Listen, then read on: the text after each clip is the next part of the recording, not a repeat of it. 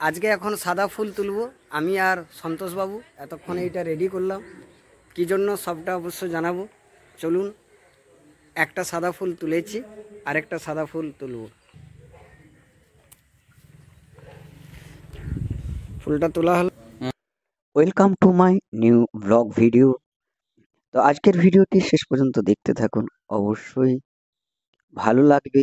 আপনাদের সঙ্গে সব কিছুই তো শেয়ার করি। সাদা ফুল যখন তুলছিলাম তখন দেখছিলেন তার পাশেই শুকনো কিছু ফুল, যা মৃতপ্রায়। আসলে আমাদের পাড়ার সূর্যদার মা পরলোক গমন করেছিলেন, তার সেই ফটোতে মালা দেওয়ার জন্য আমরা ফুল তুলছিলাম। সেই মাসিমা যখন অসুস্থ ছিলেন আমরা এসেছিলাম দেখতে।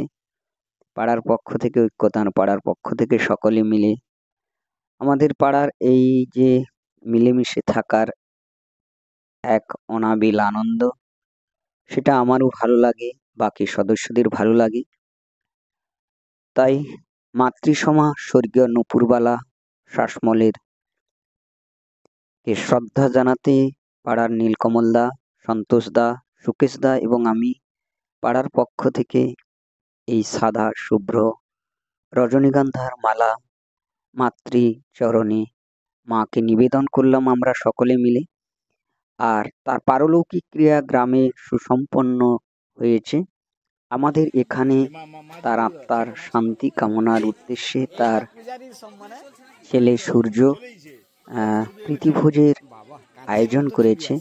কারণ আমরা জানি মাতৃবিয়োগ, পিতৃবিয়োগ বড়ই বেদনার, বড়ই কান্নার।